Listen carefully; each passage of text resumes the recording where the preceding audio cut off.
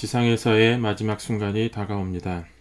1980년대 초반 어느 날 편지 한 장이 전해졌습니다. 지상에서의 마지막 순간이 다가옵니다. 이 세상에서 마지막 드리는 인사입니다. 천상에서 뵙겠습니다.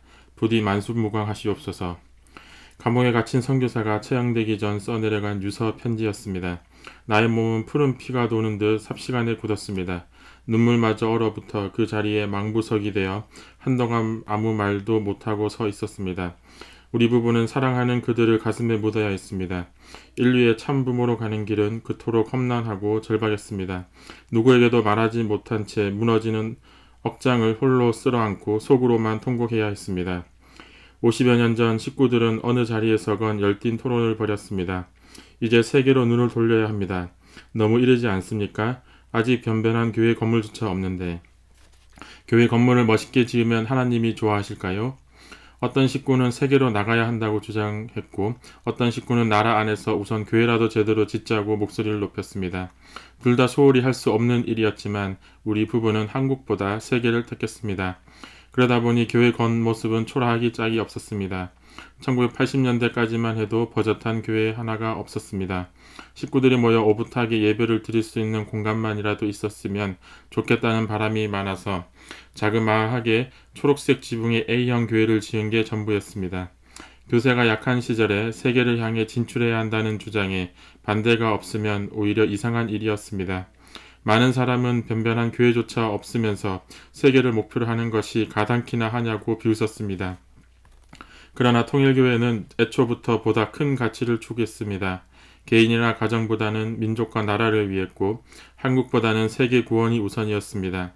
갈등이 범람하는 메마른 세상에 평화의 종소리가 울려 퍼지게 하는 것을 소명으로 여겼습니다. 1958년에 일본으로 첫 선교사가 건너가고 이듬해에 미국 개척 전도가 어렵사리 시작되었습니다. 1960년대에도 외국 선교는 생각조차 할 수 없는 처지였습니다. 따라서 그것은 적지 않은 성과였습니다. 그러나 우리는 현재의 자족해서는 안 된다고 생각을 했습니다.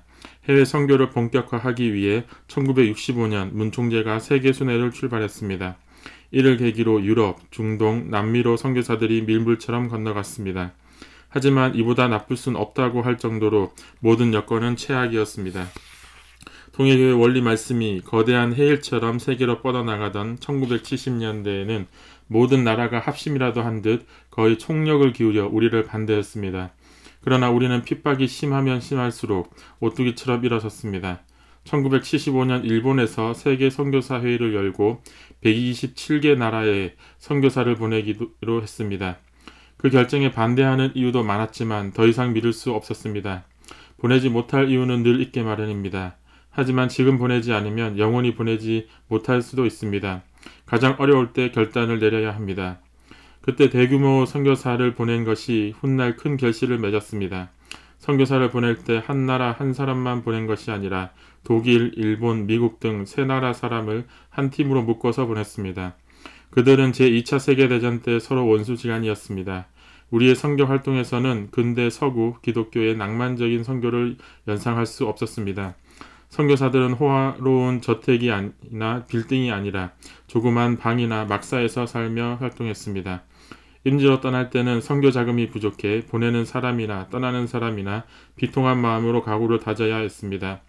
당장 쓸 돈을 조금이라도 마련한 사람부터 낡은 가방에 옷가지와 원리강론 한 권만 달랑 넣어 임지로 떠났습니다. 당초에는 막연하게 5년 정도로 예상했지만 길게는 20년 넘게 아프리카와 중동에 머물면서 선교를 한 사람이 적지 않았습니다. 그들은 1년에 한두 번 행사에 참석하러 뉴욕의 이스트 가든 수련소로 왔습니다.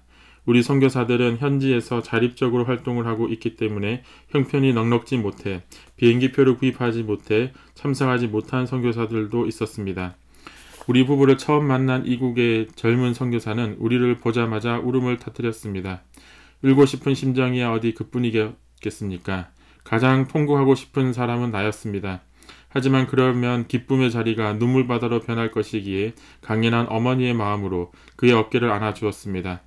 다음 날이면 선교사들을 모두 데리고 나가 소박한 셔츠와 넥타이를 하나씩 사주었습니다. 이게 잘 어울리네요. 그동안 수고했어요. 진심 어린 위로와 함께 당부도 빼놓지 않았습니다. 조금 더 뜻길에 헌신하면 평화로운 세상을 우리 시대에 이룰 수 있어요. 선교사들은 뜻앞에 서러운 각오를 다지며 다시 섭리의 전선으로 떠났습니다. 지금도 마찬가지지만 우리 부부는 선교사를 낯선 땅으로 보내면서 항상 하늘을 붙잡고 간곡한 기도를 그치지 않았습니다. 특히 공산국가로 떠나는 선교사에게는 더욱 그러했습니다. 불행히 순교자라도 생기면 어떻게 하나 불안함을 감출 수 없었습니다. 그 염려는 결국 현실로 나타났습니다. 1970년대가 되면서부터는 견디기 힘든 탄압이 몰아닥쳤습니다. 그리고 1980년대에는 공산군 국가에서 나비작전이라는 이름으로 선교사들이 지하에서 생명을 걸고 활동했습니다. 나비작전은 오스트리아를 중심으로 철의 장막이 드리워진 동유럽에서 펼쳐졌던 비밀 선교 활동에 붙여진 이름입니다. 최초로 소련 땅에 건너간 군터 부르처를 비롯해 수많은 선교사들이 소련 KGB에게 미행을 당하고 핍박을 받다가 결국에는 발각되어 구금당하거나 강제로 추방되었습니다. 1973년 체코슬로바키아의 브라티슬라바에서 선교사와 신도 30여 명이 한꺼번에 경찰에 체포돼 연행되었습니다. 사형을 선고받은 식구도 있었고 5에서 10년 징역형에 처해지는 등 말로 다 할 수 없는 탄압이 장행되었습니다. 심지어 무고하게 테러를 당해 시체로 발견되는 참사도 있었습니다. 24세의 마리 지브나는 차디찬 감옥에서 꽃다운 나이에 목숨을 잃어 공산 치하에서 선교를 하다 숨진 최초의 순교자가 되었습니다. 1976년 프랑스 파리의 빌라 오블레 교회에서는 정체불명의 괴한들에 의해 총탄이 쏟아지고 폭발이 일어나 수많은 부상자가 났습니다. 프랑스 식구들은 에펠탑에서 트로카데로까지 순교자 애도 행진을 벌여 많은 사람의 공감을 얻었습니다.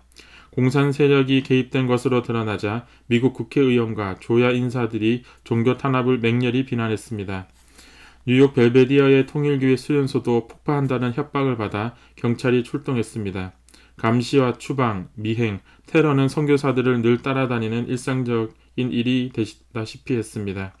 종교 탄압은 1980년대 들어서도 멈추지 않아 탄자니아로 떠난 사사모토 마사키 선교사는 그해 겨울 총에 맞아 순교했습니다. 그럼에도 선교사들의 발걸음은 멈추지 않았습니다. 1986년 우리는 나비작전의 선교사들을 미국 이스트 가든으로 조용히 모이도록 했습니다. 선교사들의 처절한 이야기는 밤이 깊어도 끝날 줄 몰랐습니다. 부모 형제에게도 하지 못했던 가슴 깊은 곳의 속사정을 털어놓는 선교사들의 마음에서는 오열이 끊이지 않았고 이야기를 듣는 사람들 또한 애간장이 녹았습니다. 공산국가에서 그들의 하루하루는 살얼음판을 걷는 듯 아슬아슬한 나날이었습니다. 한 선교사의 말이 모두에게 깊은 울림을 주었습니다. 언제 어디에서 어떤 위험이 닥칠지 나는 모릅니다. 내 삶은 하나님의 영적 계시에 의해 직접 주관받고 있다는 것만 알 뿐입니다. 나에게 위험이 닥치면 꿈에 하나님이 나타나셔서 내가 갈 길을 인도해 주십니다. 짧은 만남을 뒤로하고 다시 임지로 떠날 때 나는 그들을 하나하나 포옹하고 보이지 않을 때까지 손을 흔들며 배웅했습니다. 언제 다시 만날 수 있다는 기억도 없이 전쟁터보다 더 치열한 땅으로 떠나는 선교사들을 생각하면 가슴이 저리고 눈물로 시야가 흐려졌습니다.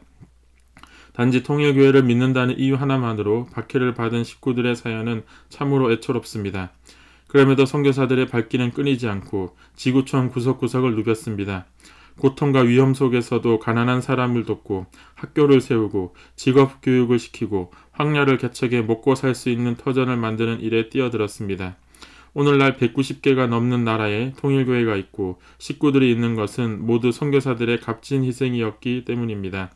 나는 선교사들을 낯선 대륙과 바다 건너로 보낼 때마다 하나라도 더 주어서 보내지 못하는 현실이 늘 마음 아팠습니다. 우리의 꿈이 이루어지는 날 하나님이 큰 은혜를 베풀 것이라는 말로 격려할 뿐이었습니다. 그 격려는 천군 만마보다 더 든든한 응원이 되어 선교사들의 발걸음을 힘차게 해주었습니다. 초창기 통일교회 식구들은 몰리고 쫓기는 제일 불쌍한 사람들이었습니다. 눈 내리는 겨울밤 집에서 쫓겨나 담벼락에 홀로 서서 눈물의 기도를 올리기도 했습니다. 낯선 땅에서 추방되고 사막에서 오직 밤하늘의 별빛만으로 길을 찾고 깊은 밀림을 홀로 헤쳐나가면서 하나님의 말씀을 전했습니다. 우리는 그렇게 슬픔을 안으로 사귀면서 신앙을 지키고 믿음을 전파했습니다.